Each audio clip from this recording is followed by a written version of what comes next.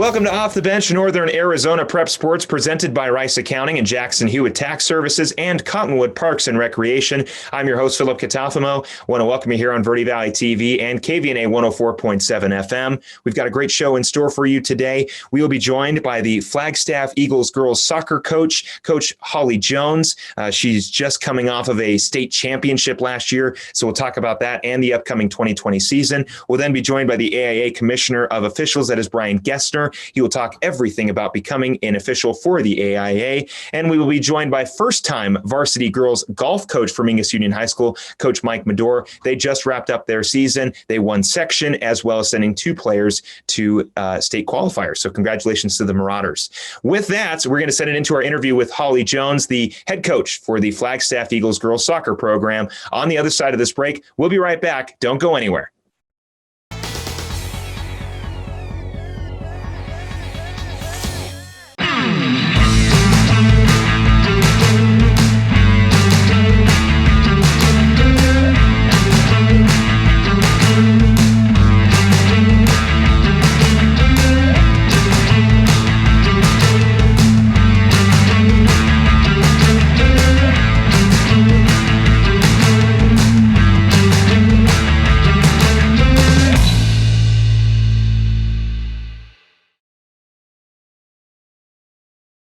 Two things we can count on every year: a new set of tax rules and great weather here in Northern Arizona. Jackson Hewitt Tax Service, locally owned and operated by Lewis Rice since 1997, is here for you all year long. Your neighborhood Jackson Hewitt Tax Office will help you in all of your taxing situations. Electronic filing is always free with your tax preparation at Jackson Hewitt Tax Service. Get more in return. Call 1-800-234-1040 for an office near you.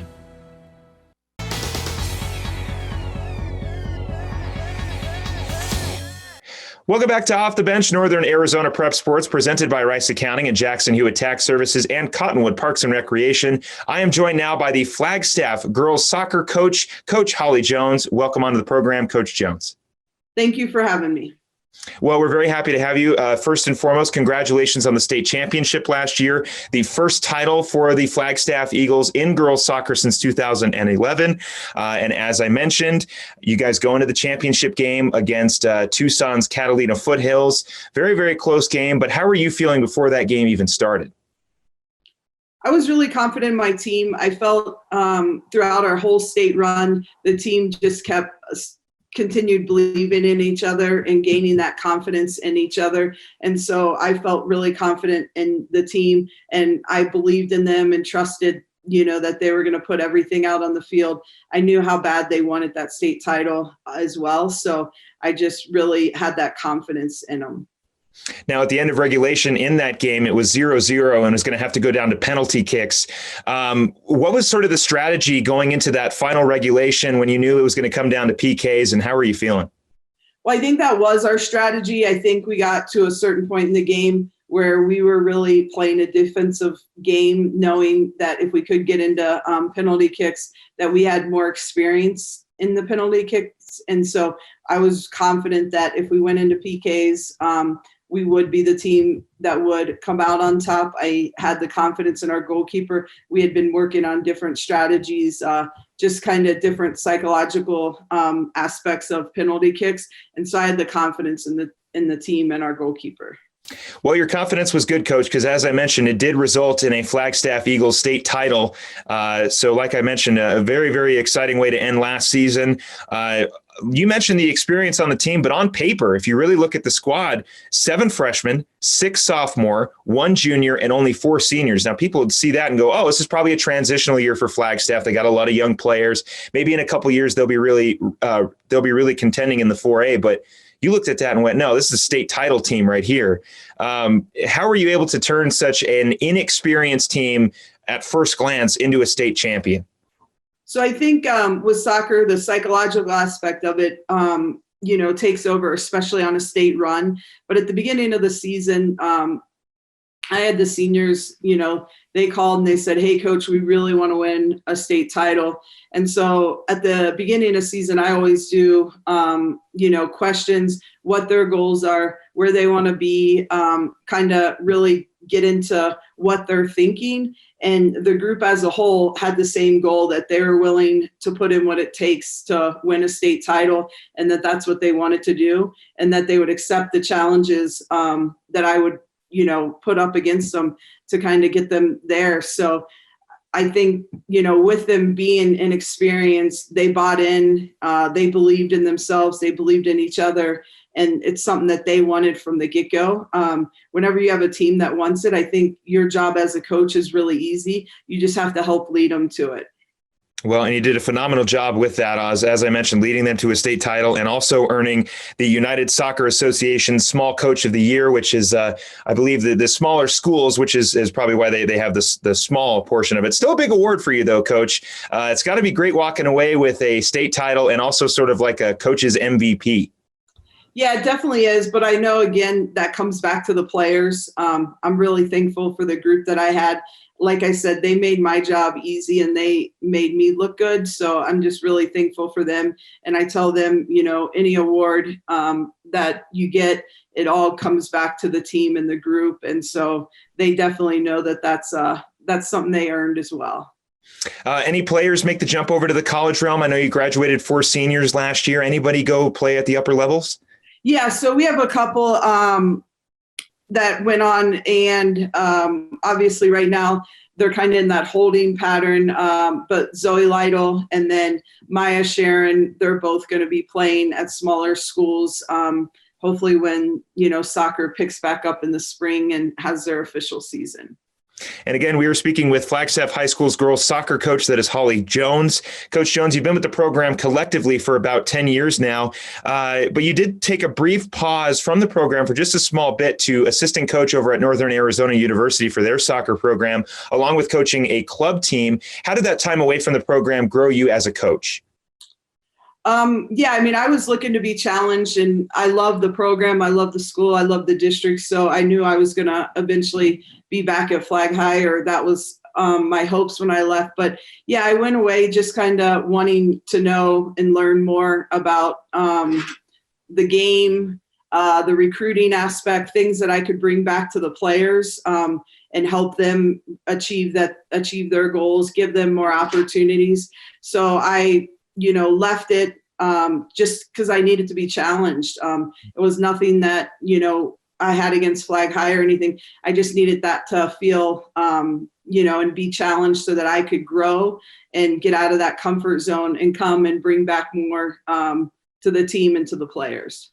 And then that's kind of interesting too, because you always think that it's the players who are constantly learning on the field and off the field, but the coaches as well, as you just mentioned, taking that time away from the program to go, okay, well, who else, what are they doing over at NAU? They got a small opening. I'll just take that. And then we'll see how that goes. And maybe I can learn from their coach. And as you mentioned, the recruiting aspect as well, bringing that over to Flagstaff High School to make sure that when the time comes, I know that we're kind of not necessarily in a waiting period for the winter season, but we're kind of just patiently waiting to see what the COVID numbers will look like. But, it must speak volumes to a coach who goes, we want to stay champion, but there's still more work to do.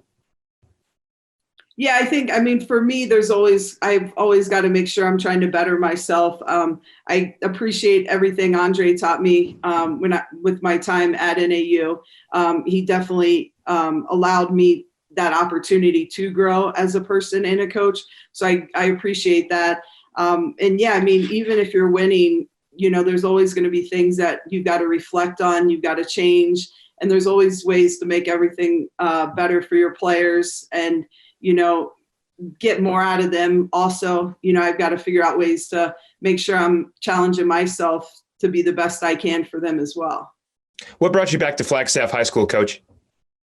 So there was an opening, and Miss Brandel and I, she reached out, and I think, there were some players that at the time also wanted me to come back. And again, like I said, my goal was to come back when the timing was right. So we met and, discussed how this could be a great opportunity for me and how I would be more mature as a coach. And the lessons I learned at the university, I would bring those with me as well to help the players at Flag High become the best that they can be.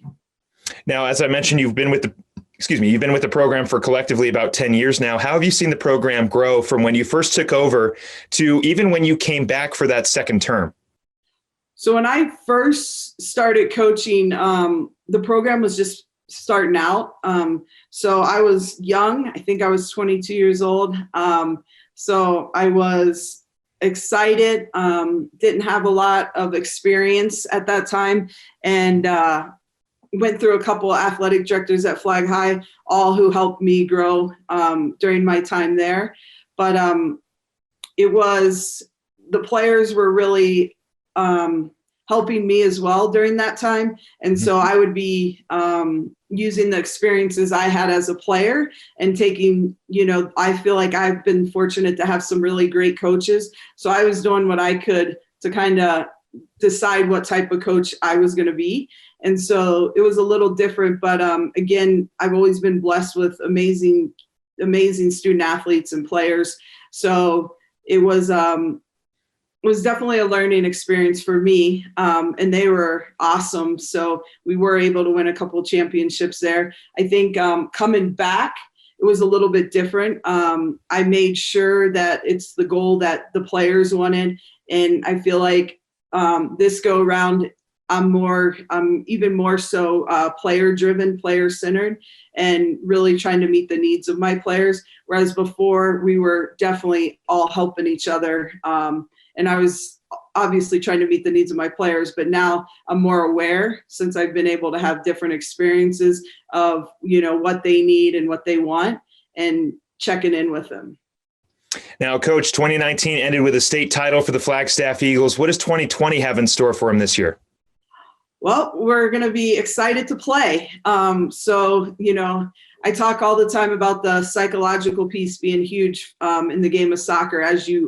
The older you get, the psychological portion starts taking a larger piece of the pie. Whereas when you're little, it's technical and tactical, and then, fitness. And as you get older, the fitness piece and the psychological piece get bigger. And so we've been talking about that and how this is an unknown for me to be starting a season that we're not yet starting. How we're going to come up, possibly have, different challenges that we've never been faced with. So what can we do to make sure our mentality stays, and how can we make sure we're taking care of at least the mental aspect of the game when, games may be getting canceled, and, how can we take care of each other through this time, not knowing if we will have a season, how long season will be, not knowing if we're going to have to quarantine, and maybe miss 14 days. Yeah, it's very much such a strange year, and that's putting it extremely lightly. And as you mentioned, those different obstacles you have to hurdle over, especially with COVID-19, especially with the possibility of, you play 3 games and then you got to stop. We saw that happen in Coconino with their volleyball team, and over in I think it's Camp Verde with their football team. They had to take a brief pause because of COVID-19, and unfortunately, that does have to follow its way into the winter season. But we're hoping that just like the fall, even if there are small, brief pauses, we can just get right back up and keep going. But, Coach, have you guys gotten a chance to practice it all yet? Do you have an idea of who's coming back from last year? Have you gotten any idea of what your team might look like for 2020? Yeah, we definitely have started our out of season, is what they're calling it, still workouts. So we have been able to get together. I do feel that I have an extremely experienced team returning. So I'm looking forward to the season. I know their goal is to repeat that state title. So that's also going to be my goal. So we're working at the things that we're able to do right now, working on the things that we can do. And we're going to keep that positive attitude that everything's going to play out, and we're going to get our opportunity to show everybody what we did last year wasn't, a fluke or anything, that this is a great team and we're going to continue doing great things. Any players that we should keep an eye out on when the season actually does kick off? I feel like my entire team has that experience and would be players you would want to watch. We're definitely bringing our goalkeeper back, Leanne Albert. And, all the way through the center of the pitch, we have, players returning that I know are going to step up and lead us this year. We have quite a few players that I think will everybody will want to keep an eye on. A very great coach's answer, which is the team is the one to keep an eye on because you got a good squad, coach. You got a lot of returners coming back this year. The reigning state champion Flagstaff Eagles girls soccer program. Coach, we look at the 4A Grand Canyon region, and especially whenever I think about Flagstaff, the first team that pops in my mind is Coconino. But when you look at the girls soccer standings, it's not necessarily Flagstaff and Coconino going at it. It's Flagstaff and Prescott High School going at it. Both teams have been hovering at the top of the region, whether it's Flagstaff winning first place and Prescott going second, or like much it was last year, which was Prescott winning the region and Flagstaff ending up winning state. So I want to ask this. Is there a little bit of a rivalry brewing between the Eagles and the Badgers in 4A Grand Canyon soccer? Yeah, I think so. I mean, I think Coach Campozone does a great job there. So I definitely know they're always going to put together a good team that's going to challenge us every time we play. So there definitely is that. It's got to be, because even with Prescott, you always kind of think of Bradshaw Mountain, but just kind of speaks to how somewhat versatile the 4A Grand Canyon region is with its rivalries, with now Flagstaff and Prescott possibly fighting it out this year for a 4A Grand Canyon region championship. But Coach, I've got one more question for you. When a player goes through your program, what should they expect?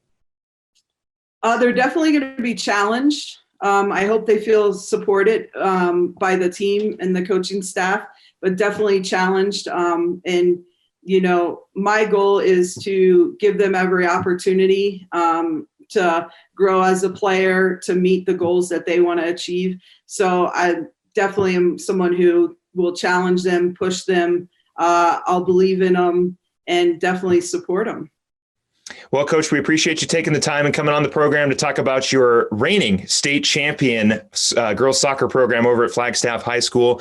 Best of luck to the Eagles going forward, and we look forward to speaking with you or one of your players later on in the season, and hopefully we will get this winter season kicked off, and hopefully for you it'll result in another state title for the Eagles. Thank you so much. Thank you very much, Coach. We're going to take a quick break. When we come back, we will sit down with the AIA Commissioner of Officials, Brian Gessner, at the other side of this break. Don't go anywhere off the bench. We'll be right back.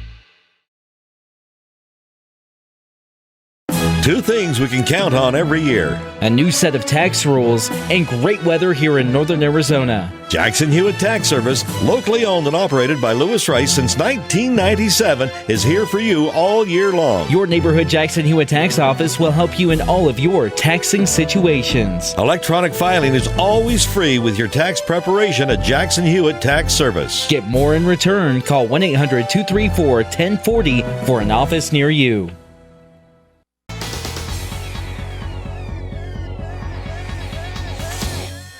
Welcome back to Off the Bench, Northern Arizona Prep Sports, presented by Rice Accounting and Jackson Hewitt Tax Services and Cottonwood Parks and Recreation. I am now joined by the AIA State Commissioner of Officials, Brian Gessner. Brian, welcome onto the program.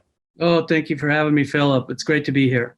Well, as we all know, of course, no play of competition would be complete without our AIA officials here in the state of Arizona, or whatever they may be called, wherever you may be watching or listening. But here in Arizona, the AIA, and Brian Gessner is the guy to talk to when it comes to literally everything about the officials, along with being the AIA commissioner, he is also the master of space and time, as he promptly said in an email when I asked him how I should address him. But we're happy that you got a chance to take some time away from controlling literally everything to sit down and speak with us. And I think we should start out with this. What is the process to becoming an AIA official? We have a website, aiaonline.org. About the middle of the page, there's how to become an official. If you click that link, you can drop down, and everything you need to know about becoming an official is there. We're always looking for officials. It's an exciting avocation, especially for those people that participated in the sport. It's a way to stay connected. A lot of times as you get older, your skills diminish and it's time to give it up. But it's it's a way to stay in the game, and you can continue to participate at a fairly high level, and you can see tomorrow's stars today. So it's an exciting way to stay involved in the game. Yeah, that's got to be kind of exciting. As somebody, I myself am a former player. I played high school sports in California. If I very much wanted to stay close to the game, becoming a referee would be a very smart way to not only, make a little cash on the side, but also to continue my passion for the sport of basketball or badminton in some areas here in the state, or literally everything else. As you mentioned, players wanting to continue and stay close to the game. Any requirements to become an official? We got to pass a background check. And then there's a small administrative fee that we ask that you pay, and that helps with the background checks. We do have other administrative costs. And then physical fitness, obviously, is part of it, an understanding of the game. It helps that you have played the sport that you're going to register for. Okay. We're not going to assign you a specific sport. You're going to pick the sport that you want to participate in, and then we'll help train you up. Typically, people have a great understanding. What sport did you play, Philip? I played baseball and basketball. So obviously, basketball and baseball would be sports that you'd probably be most interested in officiating. Right. I was kind of average at sports, maybe an overachiever, but I was most attracted to basketball and to baseball. And I was a 30-year basketball official. Was very fortunate that I got to achieve the Division I level, but high school was my passion, and that's what attracted me the most. We have training programs. As soon as you sign up, we will fix you with, we have advocacy groups. We have advisory boards that will train you. And quite honestly, we are looking for young people. And if you're passionate, if you keep your mouth shut, if you listen, if you work hard at it, this can become more than an avocation. Arizona boasts a lot of professional officials. In fact, a young man that works for us is an NFL replay official. Wow. Arizona has a lot of college officials that do this full time. Now, I'm not saying that's an avenue and a path for everybody, but if you're young, if you work hard, it can be an avenue for a profession for you. We have it well more per capita in Arizona than most states of people that work college and professional ranks. And I think that's not necessarily maybe a misunderstanding of becoming a referee, but a lot of people would assume, and myself included before our conversation, of course, is that the people who are refereeing are either just volunteering their time or they've retired and they just want to stay close to sports, but never did it honestly connect with me mentally that these people might also be looking for a career as a referee or a career at the next level. And it seems like if that is an avenue for you, becoming an AIA official would be the best first step. It's a great first step. You're going to learn the avocation. You're going to learn the rules. You're going to learn game management. You're going to learn how to deal with players and coaches and fans and administrators doing the right thing, which gets you to the next level. Probably the most important thing I could teach people is keep your mouth shut, learn, listen. Advancing isn't easy, but it can be done. Find a mentor. These are things that will help you get to the next level. But first you have to become proficient at this level. And it takes quite a few years to do that. But you will make friends, you'll make lifetime friends, which I've done, and it will become a passion for you. It's a way to stay in the game. You'll make coaches, players. It's kind of neat. My family will say, hey, did you ref that guy? Did you ref this guy? That are now in the professional ranks. Nico Mannion, the young man that's leaving Arizona. I had the pleasure of officiating him. And there's conversations that we have sitting around the table saying, who was the best player you ever officiated? And we have those conversations all the time. But believe me, the game has given me a lot more than I ever gave the game. And it's just so much fun to have the relationships that you build in the avocation of officiating. Of course, as you mentioned, Nico Mannion, a up and coming basketball prospect entering the NBA draft this season. I'll tell you what, outside of that, I'm hoping that he joins the Lakers because the Lakers do need a point guard. And I very much like watching Nico Mannion play. I followed him when he was in high school here in the state. And then also when he, much like, I'm not going to make the comparison to DeAndre Ayton because Ayton, I don't believe is from Arizona, but very cool to see Mannion, make his way up to the University of Arizona. But despite that, so it sounds to me like this is less of a hiring process and more of just hey, if you want to come referee, just come sign up. Absolutely. Come sign up. We will get you trained. You have to purchase a uniform, and that's a minor expense. You'll learn that back within the first week. You work your way through the ranks.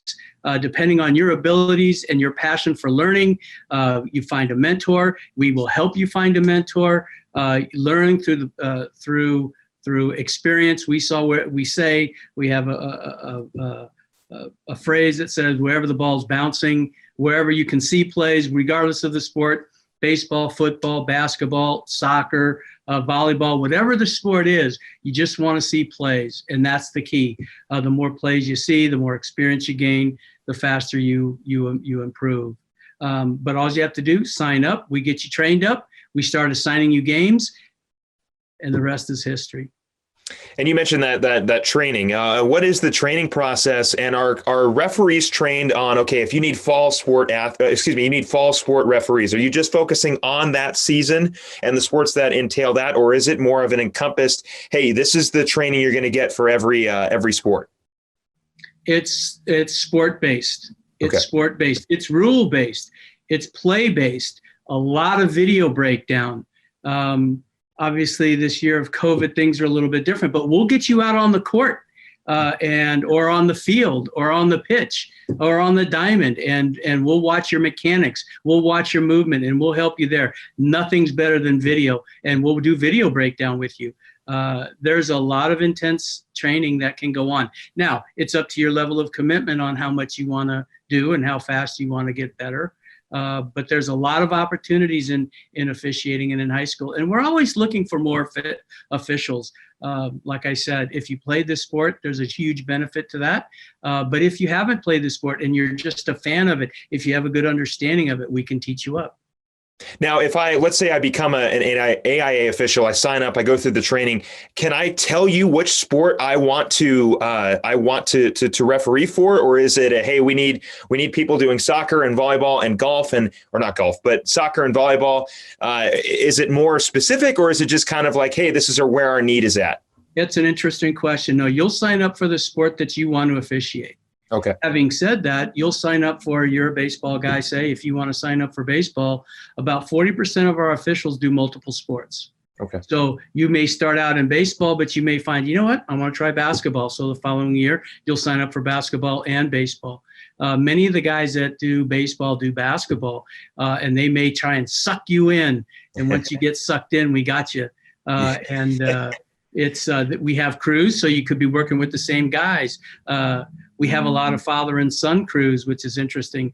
I never had the opportunity to work a game with my father. He was an avid sports fan, but he passed away at an early age. That being said, he never really had an interest in officiating. But we do have a lot of father and son crews, which I envy. But you can work in a crew system if you want. A lot of people like to work with various different people, but no, you choose the sport that you want to officiate. And then once you get that bug, many times you'll select another sport. Yeah, that's got to be very exciting. And I can say I know that my alma mater, Grand Canyon University, had a job position for the intramural referees so that students can possibly develop that want to go, hey, I can't be on the field, but I can still stay close to football. I can still stay close to basketball or volleyball, and I can still referee. So there are some not necessarily direct feeders into the AIA into the AIA program or into the AIA in general, but there are some schools who make that almost an avenue and a possibility for some students, and I know Grand Canyon does that. And we use Grand Canyon. We use all the universities in Arizona, Grand Canyon, ASU, U of A, as well as the junior colleges. We use them as feeder programs. Zach Erdman actually is the intramural director, if you will. He's one of our better officials in football and in basketball, and he lets us meet with his intramural department, and we talk to those kids, and we try and get them to come out and become AIA officials. And we've been very successful both at ASU, U of A, and Grand Canyon in securing officials to come out. We pay a whole lot better than Grand Canyon does, by the way. If I may, if you'll indulge me for just a moment, I started officiating in 1975 as an intramural referee at ASU. I started in basketball. I was making $10 an hour. Well, Danny Gayton is the intramural director at ASU, and he allowed us to go out and speak with the intramural officials at ASU. They're now paying $10.75 a game at ASU. Well, we can pay quite a bit better than that. So we got quite a few of those guys to come over with us without interfering with their intramural program, by the way, because that's one thing we don't want to do is take away from their programs. But we can facilitate both programs. And we did get quite a few kids coming over. And by the way, if there's anybody that does want to come over, we scholarship them because we understand starving students. We don't want to have them create any hardships with any finances. So we'll pay for their registration, so there's no issue there. So if you are a student and you're interested in possibly continuing, maybe you caught the bug as Brian mentioned, you get that referee bug up in and you go, you know what, I think I can do this professionally. Go check out your intramural programs at your universities or your community colleges, and possibly you could be talking to Brian face-to-face, or maybe not face-to-face right now, but in the future about possibly becoming an AIA official. So very exciting. You definitely would like to see. I know that I'm kind of in a field that's heavily dominated by a lot older people, the sports industry of broadcast. And I know that whenever I see a young broadcaster who shows interest in wanting to do this at the next level and become the next, Mike Breen or the next Chick Hearn or Vin Scully, in my case, it's always nice to see, and it's very encouraging when you can see your passion for something in another person who is a little younger than you. Absolutely. And it's interesting you mentioned Mike Breen. We had him speak at one of our basketball preseason meetings, and he was a basketball official. I love Mike Breen so much. He right now is, and I could talk 20 minutes about Mike Breen, but he is honestly one of the best play-by-play basketball broadcasters I have ever heard in my life. I was a little young when Chick Hearn was coming down to the end of his basketball career and unfortunately the end of his life. So I didn't necessarily get to hear a lot of Chick Hearn live. I'm a Lakers fan, and Vin Scully, obviously I grew up listening to Vin Scully. He was really the big one that got me into this industry. But Mike Breen, if there is any broadcaster that someone would say, who is the perfect broadcaster, I would go listen to Mike Breen, because he is absolutely incredible. He is. And we didn't know he was a basketball official. I didn't know that either. Until he started speaking to us. And then it was, this is going to be a great presentation. And it was. As soon as he said that he officiated basketball and he had to give it up, it was like, well, this is going to be great. And it was. What a great presentation. What a great presentation. Absolutely great guy. And again, we were speaking with the AIA State Commissioner of Officials, that is Brian Gessner. Brian, I got one more question for you. You mentioned Nico Mannion. You mentioned you started refereeing in 1975. Who has been the sort of big ticket basketball player that you got a chance to see at high school or college, wherever it may have taken you in your career? Who's kind of the big one? I knew for a long time a gentleman named Ed Middleton, who was a basketball referee in the NBA for a very long time. He passed away, I'd say about a decade ago. But I remember hearing stories of him and seeing footage. He was actually in Space Jam. If you've ever seen Space Jam, the referee that inbounds the ball to Patrick Ewing when he's getting his talent taken away, that's Ed Middleton. Phenomenally great man. He tells me all the time getting to referee all-star games with Michael Jordan, and he has signed basketball shoes from Kobe Bryant and Shaquille O'Neal. But for you, Brian, who was the sort of big name that you got to see? Well, I'm gonna say there was two. One of them you'll never have ever heard of, and he's a mentor of mine. His name is John McDonnell, and he works for me now. He's our state evaluator. He does football, basketball, and baseball. He has shared so much of his passion with me, and knowledge and experience. Not only has he made me a better official, he's made me a better person. And you will learn a lot of life lessons in officiating. and I know that name won't mean anything to anybody unless you know John, but John McDonald's one. But I'm going to share Richard Jefferson was not only the best basketball player that I ever officiated, he was of the highest character and of quality of a person that I ever officiated as well. Here's a guy that was destined for stardom at a very early age and still took the time to treat people with respect and high regard. And for that, I'll never forget. And so when we sit around the table and we talk about all the greats that we ever officiated, not only is he a quality person, and there's stories about Richard Jefferson out there and how he treated his high school coach years after he made it, and gifts, and how he treated Moon Valley High School. But he treated the officials so well. Quality guy. Well, Brian, I want to thank you very much for coming on and talking about your experiences and the process of becoming an AIA official. I know people can visit the AIA website and become an official. Go ahead and sign up for that if you're interested. And again, Brian Gessner, thank you very much for coming on, sir. Philip, thank you for having me. We love to have any and all the officials, men, women, anybody. Please take advantage of it. It's a great way to earn a little extra income. It's a great way to stay involved in the game. Philip, anytime. Thank you. Thank you, sir. We're going to take a quick break. When we come back, we will be joined by the Mingus golf coach, the girls golf coach over at Mingus Union High School. That is Mike Madore on the other side of this break. Don't go anywhere. We'll be right back.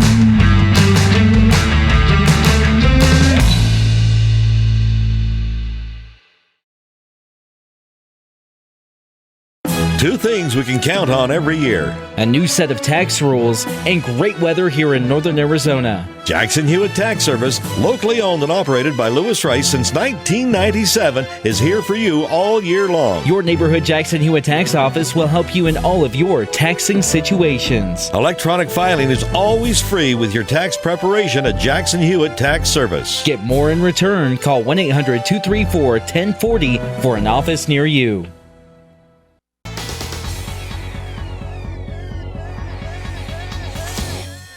Welcome back to Off the Bench, Northern Arizona Prep Sports, presented by Rice Accounting and Jackson Hewitt Tax Services and Cottonwood Parks and Recreation. I am now joined by the girls golf coach over at Mingus Union High School, Coach Mike Madore. Coach Madore, welcome onto the program.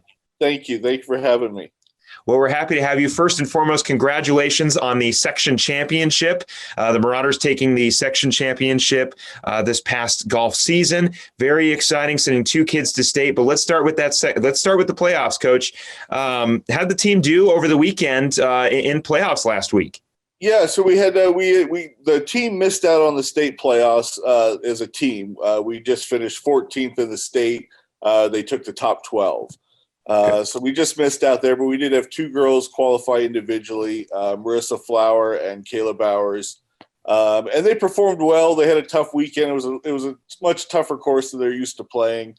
They played 36 holes over 2 days versus the 9-hole matches they're used to playing. So.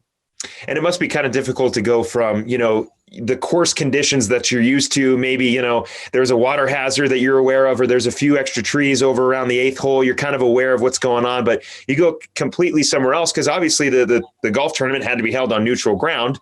And unfortunately, you do run into the issue of, there were a few more trees this time than we're used to, and there's maybe a couple more some sand dunes. But, great to hear that the team played well. Yeah, no, it was a good experience. Like I said, normally they have an extra week from the end of the season to the playoffs or the state finals. So you have that opportunity to go play the course.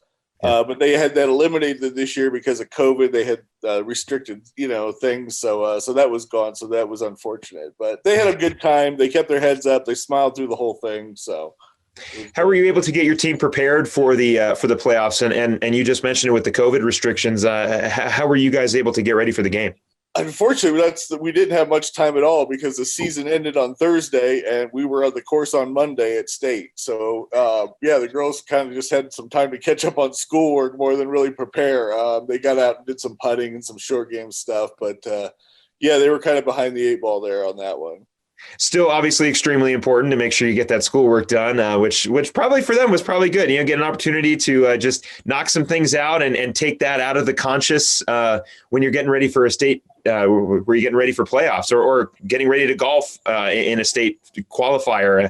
I know if Absolutely. I was thinking about my math homework the entire time, when I'm lining up for my shot, all I'm thinking about is, okay, if we get done at 5, then I can get home and have enough time to eat something and get my homework done. And that may mess up my swing, but just a little bit. Take advantage when you get them, I guess. Yep. A lot of experience on this team. Obviously, we mentioned the 2 seniors who were going to be, who did qualify for state, and we will get a chance to speak about them. But just in total, Coach, from the beginning of this season to the playoffs, how did that experience help your team going forward? Yeah, so we had 4 seniors this year with the program, so that was great. Kind of having that solid 4, and then Marissa was actually a freshman. Okay. So she kind of was the new blood in the team, and then kind of helped us, kind of push a lot. Like I said, we were really thought we had a good chance to qualify as a team there at the end. Unfortunately, some couple rounds just didn't work out for us. But no, it's got to be exciting. I had my notes wrong. I thought that it was 2 seniors, but it was a freshman and a senior, which is even more exciting. I mean, because you're going to get Marissa back next year, whereas, Kayla is going to be graduating and moving on, but you get a state qualifier coming back. That's got to be exciting. Yeah, absolutely. That was a great experience for her to get that out of the way, because here in a couple of years, she's going to be contending for that individual title. And hopefully we can get, enough teammates around her to go down there as a team as well and compete that way. So. Well, as we mentioned, the freshman golfer in Marissa Flowers and the senior golfer in Kayla Bowers, both making state this year. What was their impact on the team for this season? Absolutely. Yeah. I mean, they kind of were the 2 lowest scores most of the time, every match. So it was, they were the ones that were, keeping us anchored down. So when the girls struggled, the average, it's all based on averages for the team scores. So, but the girls had a lot of fun this year, competing amongst each other and that type of thing. And of course, you had the added benefit of not necessarily having to worry too much about COVID restrictions, as you can easily social distance on the golf course. So that must have been good, a little early preparation before the start of the season. And clearly it worked out, Coach. Yeah, no, absolutely. That was nice. Yeah, we weren't delayed as some of the other sports. So that was fortunate for us. So. Any other players you'd like to highlight that may not have made state, but of course was a part of that section championship team? Yeah, no, everybody played well. The other seniors, Haley Robinson was phenomenal. She kind of, struggled early on, but the last 5 matches, we counted on her every match. And she was performing really well. Kaylee Watson, Susie Tanner, both of them were just solid week in, week out. And then we have the 2 girls that are going to be with the program next year, Anna Thompson and Madison Mathis. So both of them got to play in a lot of matches this year and got some good experience, and we're expecting a lot out of them next year. Yeah, definitely always some good experience. As we mentioned, Marissa Flower going to state, that's experience for her. She's only a freshman. She'll be going into her sophomore year next year. You threw out a couple names there of players who are going to be coming back. So, I mean, you've got to be feeling good going into next season, returning most of your squad for next year, a team that has won a section championship, that has sent golfers to the state. That's a lot of experience that some coaches wish they had. Absolutely. And we need to add to it. So we definitely got to do some recruiting and get some more girls out there playing this summer and getting interested in golf. So we have, because the more the better, and it drives that competition, which makes those starting 5 even better. So. And again, we were speaking with Mingus Union girls golf coach, Coach Mike Madore. They had just recently won their section, as well as sent 2 golfers to state. Coach, just kind of more speaking, or excuse me, I should ask this: any players looking to play at the next level? I know you're graduating a couple seniors this year. Yeah, Kayla Bowers is definitely looking to move up to the college level. While we were at state, she had a couple scouts out there looking at her while she was playing, so that made her a little nervous at times, but yeah, so she's done some interviews with some schools, and so looking to move forward. I don't believe any of the other girls at this point are, but I believe Marissa has those aspirations, and when she graduates. So Fantastic. So some golfers looking to make that next step, others just making that step academically. Regardless, fulfilling your education is always great, and we'd love to see a few more former Marauders out there out on the links in the future, possibly at the during the PGA Tour. But we'll patiently wait to see what happens there. Coach, you coach golf, obviously, very obvious statement. But what I've noticed is obviously golf has the team aspect, but they've also got the more individual aspect. More specifically, of course, team won the section championship, but you only sent 2 players to state. And we see that a lot with wrestling and swim and dive. And also cross country is also kind of has that combination of the team and the individual. Does that separation, you're not like basketball and football, very much so. Hey, the team, we all have to do this one thing. If a guy's shooting too many threes, we're going to switch the offense to a 2-3. We're going to try to close out. But in golf, you got one kid having a bad game. It could affect a lot of things. It could affect their state qualifying. It could affect the team. Do you have to change your approach to a more individual, focusing on, okay, well, we know that Marissa's great at driving, but her putting game needs a little bit more work. Do you have to focus more on the individual aspect, or can you get away with doing a more team coherent approach? Right. Yeah, this was interesting. This was actually my first year coaching golf. Oh, okay. I've been a teacher. I'm a PGA professional. I've been, teaching golf all my life, but never actually coaching a team. So I'd have coached baseball and soccer and basketball and all those other sports I know nothing about. So this was fun, with knowing the knowledge I have. So going into that, it was different. Different people with different levels, and it was different because you're not. Whereas baseball, you're making on the field adjustments. Right. You're encouraging kids and yelling them out on the field. Whereas golf, it's a little different. Like you kind of prepare them for the moment, and then you just let them play. And you kind of get the results that you're getting. And at times we pep talk girls during the round, and give them some encouragement. But it is different from other sports in that aspect where it's a little more hands off while they're on the field, But overall, the team, we primarily focus a lot on short game because everybody needs that, regardless of what kind of player you are. That's where all the strokes are missed. They're wasted. So we primarily all season spent a lot of time putting, short game, and it paid off. At the end of the season, I saw girls making so many great chips and putts at the end of the season. I mean, it was fun to see where they started at, where they ended up. Well, it's just very impressive, Coach, to enter in your first year fully coaching a varsity level program and winning section and sending 2 kids to state. It's got to speak to the future of this program. And it sounds to me like the girls golf program, along with the boys golf program, which has veteran Coach Craig Mai, both programs sending kids to state. Obviously, the girls won section this year. We'll have to check in with Coach Mai a little later to see how the boys did. But congratulations, first year. That's quite impressive. Yeah, I should retire. Just call it quits. But no, I'm going to be with the program. I was just filling in for Christian Fuller this year, so I believe he's coming back next year. But regardless, I hope to be with the program as an assistant or some kind of involvement because it was a lot of fun with the girls and the boys this year. So. How has that collaboration for you, Coach, between you and Coach Mai, especially your first year coaching? How has that collaboration between the 2 boys and girls programs been? Craig's awesome. He really is. He's just the greatest. And he's wonderful, and he helped walk me through everything. Anytime I had a question, he was usually there with the answer before I had the question. So he was great. He made the season a breeze. Even like I said, going down to state, he had been there before, so he had kind of walked me through everything I needed to do. So that was great. He was a tremendous asset. What have you learned in your first year of coaching? I learned a lot. I learned a lot how we need to, prepare the girls for next year. You know what I mean? Like that's all I thought at the end of the year, especially after the experience we had at state, how we need to do a better job getting them ready for that. And obviously I get back and I'm starting to take notes already for next year. I'm looking forward to it. Let's move into next year. Again, we're speaking with Mingus Union girls golf coach Mike Madore in his first season over at Mingus Union High School as the girls golf coach, looking to make it 2, hopefully. But a great section championship, sent a couple of people to state. Speaking of next year, Coach, I know you don't know exactly who's going to be coming back or know what new freshmen you could get or transfers, but, maybe more just judging off of this year. How are you feeling about the Marauders next year? Well, like I said, we do need to do some recruiting this year.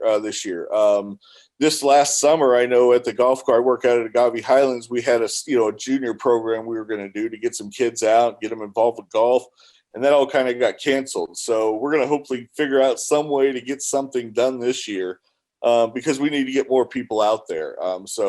Yeah, we really only have 4 girls returning next year. And so we can get through the season with that, but we need more girls to come out and support. And have fun. It's a great sport to play. And like I said, we got openings. So we need them to come out. So, Coach, if somebody was interested in coming out for the golf team next year, when would they take a look at possible tryouts, or when might that first off-season workout begin? Yeah, I would say I know we're going to do something in the summer. I don't know what time that'll begin. But like I said, I would check at the golf course and see what kind of junior programs they have or, camps coming up. And then, we'll have, if you get signed up through there, we'll definitely be relaying that information to the high school, and you'll get in contact with you and let you know when the summer programs are going to start. Now, as you mentioned, this is your first year coaching. I just wanted to kind of throw this question in here because it's something I'm curious about. The approach to golf. I'm a horrible golf player. This polo is the closest I get to a golf course. I've got a nasty slice. I talked about this with Bradshaw Mountains golf coach as well. I got a nasty slice from playing baseball for so long. And I've got to ask, when you get your approach as a coach, in your opinion, you mentioned the short game, but is your emphasis on, hey, we want to make sure that opening drive gets closest to the hole as possible, so we're going to focus more on the drive? Or are you more of a meticulous coach who's going, okay, your short game is where you're going to want to have it. Your drive's going to be where it lands. But if you can get the ball from I almost call it the freeway. See, more proof that I don't know. I'm not a golfer. From the fairway, to the green. Are you emphasizing more on the drive or the short game to kind of shorten my question? You know what? And I'm going to give that politician answer. It's a little bit of both. And I'll tell you why. I mean, I'm a big emphasis on short game. We talked about it earlier. Yeah. Putting, chipping. Yes, you can't do enough of that. However, that's not fun. You know what I mean? And just putting in practice is, we do a ton of drills, but hitting the long ball is what's fun. And kids want to have fun playing golf. And so, it is important to start off the tee very well. You know what I mean? So, we do a lot of work with the driver, and mostly because it is fun. It's fun just to hit the ball as far as you can and swing really hard and have those competitions. So we definitely do emphasize that because we want the kids to have fun while they're out there. And like you said, you don't want to, be short off the tee and, have to struggle to get to the green. So. No, of course not. And as I mentioned, I have that struggle constantly because I'm very, very bad at golf. But Coach, I've just got one more question for you before we let you go. Somebody coming out for the first time to come play golf, whether they're a freshman, whether they're a transfer, or maybe they're just a junior or senior or sophomore who's just like, you know what, I want to do something. I want to play golf. It's something I can do. What would you say to them to not necessarily recruit them, but what would you say to somebody who's looking to play golf at Mingus Union High School? Yeah, I would say get out to the golf course, get out there and hit balls. Give us your name. I'm out there 5 days a week, and I'll make sure I get your name with the other kids that are coming out. You know what I mean? And that's what we want is kids coming out and playing with each other. You know what I mean? And that's what's going to grow the game, and that's what's going to get them involved and want to do this. So between now and then, that's what they should do. But definitely contact the school. Tell them you're interested in the golf program. Give them your name so we can get in contact with you when we start up. Okay, well, there it is. Coach Mike Madore, the girls golf coach over at Mingus Union High School. Coach, again, congratulations on the section championship in your first year. Congratulations on sending 2 players to state, and we look forward to see what the Marauders do in 2021. All right, thanks a lot. We're going to take a quick break. When we come back, we have got some more sports for you on the other side of this break. Don't go anywhere. Off the bench, we'll be right back.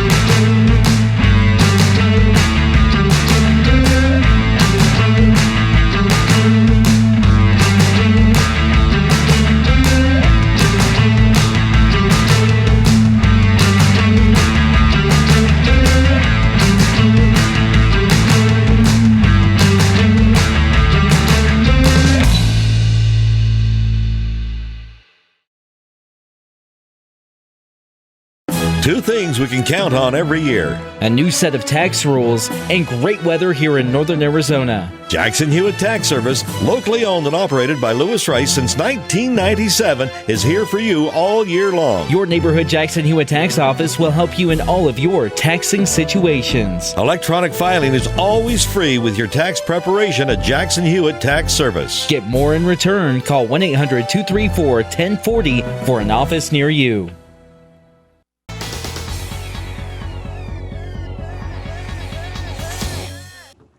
Welcome back to Off the Bench, Northern Arizona Prep Sports, presented by Rice Accounting and Jackson Hewitt Tax Services and Cottonwood Parks and Recreation. I'm your host, Philip Catalfamo. Want to welcome you back here to Verde Valley TV and KVNA 104.7 FM. We transition out of the fall season and move into the winter season, which means we've got a lot more great guests and wonderful interviews coming up right here on Off the Bench. Want to thank my guests for coming on the program this week. Want to thank you for watching and listening every single week. Have a great rest of your week. More sports right here on Off the Bench, Northern Arizona Prep Sports. We'll see you next time.